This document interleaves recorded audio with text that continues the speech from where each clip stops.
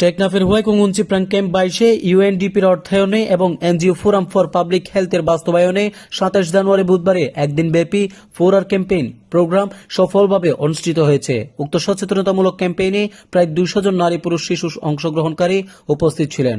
অংশগ্রহণকারীদের মধ্যে ছিলেন বিভিন্ন ক্যাম্প ফোকাল ব্যক্তি, সম্মানিত প্রতিনিধি, বিভিন্ন এনজিওর কর্মকর্তা, শিক্ষার্থী এবং ইউথ গ্রুপের সদস্যরা। এই অনুষ্ঠানে প্রধান অতিথি হিসেবে উপস্থিত ছিলেন camp in-charge MD Rajib Chowdhury এবং সহকারী camp in-charge MD Shafiqul Bari. অনুষ্ঠানে সভাপতিত্ব করেন এনজিও ফোরাম ফর পাবলিক হেলথের প্রকল্প ব্যবস্থাপনা পরিচালক মোহাম্মদ সরোয়ার হোসেন। বিশেষ অতিথি হিসেবে উপস্থিত ছিলেন care and maintenance officer Mohammad Abu Jafar. এছাড়াও বিএনকেএস, গিফেন হিউম্যানিটি, ডিএসকে, ব্রাক ও ইএসডিও সহ বিভিন্ন সংস্থার এনজিও প্রতিনিধিবৃন্দ অনুষ্ঠানে অংশগ্রহণ করেন। অনুষ্ঠানে টেকসই কঠিন বর্জ্য ব্যবস্থাপনা বিষয়ে সচেতনতা বৃদ্ধির লক্ষ্যে বিভিন্ন সৃজনশীল ও শিক্ষামূলক আয়োজন করা হয়। অনুষ্ঠানে এনজিও ফোরামের পক্ষে উপস্থিত ছিলেন মোহাম্মদ ফারুক, সজীব রায়হান এবং মিজানুর রহমান। পুরো অনুষ্ঠানটি দক্ষতার সঙ্গে সঞ্চালনা করেন মোহাম্মদ ফারুক। কঠিন বর্জ্য ব্যবস্থাপনা, দীর্ঘমেয়াদী বর্জ্য ব্যবস্থাপনা লইলে ক্যাম্প 22 মজা দিয়া 27 তারিখ পুরা ক্যাম্পেইনের আয়োজন করছে এনজিও ফোরামে। এই ইভেন্ট মাঝে আজি আরাতন সারিবা এবং 500 ইভেন্ট আছে। উপায় ছিলতে আর্ট কম্পিটিশন, আর উপায় ছিলতে স্পেস বক্তব্য, আর উপায় ছিলতে স্টেজ ড্রামা, মঞ্চ নাটক, আর উপায় যেমন খুশি তেমন সাজক, আর উপায় কুইজ প্রতিযোগিতা। কুইজের জন্য থাকবে সবাই ওপেন।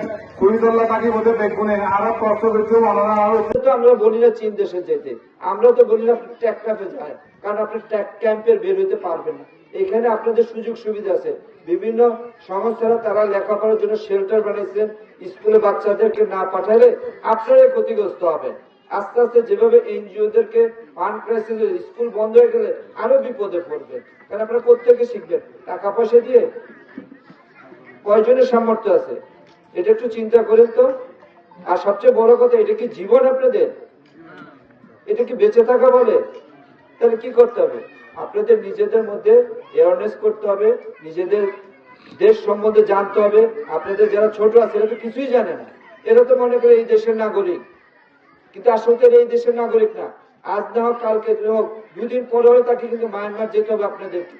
এখন আপনি যখন মায়ানমারে যাবেন, আপনি তো কিছুই চিনেন না, লেখাপড়া করেন না, দলিল দেখে আপনি বলবেন কেমনে? একটা তো সাইনবোর্ডে লেখা থাকবে যে অমুক জায়গা, আপনি পড়তে না পেলে ওখানে যাবেন কেমনে? কয়জন আপনাকে ধরে নিয়ে যাবে? ভালো আপনারা লেখাপড়া করবেন, সমাজে বিশৃঙ্খলা যেন না হয়, অনেক জায়গাতে না হয়, সেগুলো দিয়ে খেয়াল করবেন। ধন্যবাদ প্রাপ্য।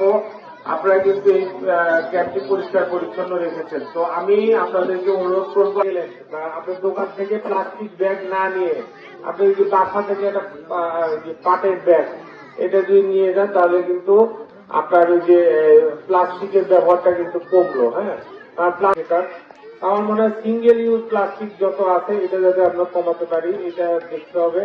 বসতি আমরা যদি প্রতি বছর যদি 30,000 শিশু যদি যোগ হয়, তাহলে কিন্তু বর্জ্যের যে পরিমাণ এটা কিন্তু বাড়বে, এটা বাড়বে। এই জন্য আমাদেরকে কিন্তু প্ল্যান করতে হবে। আমরা এই যে ময়লা যদি আমরা ড্রেনে ফেলে দিই, ড্রেনে ফেলে দিলে কি হয়? এই ড্রেন কিন্তু আপনার ড্রেন কিন্তু এটা ক্লগ হয়ে যায়, জমাট বেঁধে যায়, তখন কিন্তু আর পানি পাস করে না।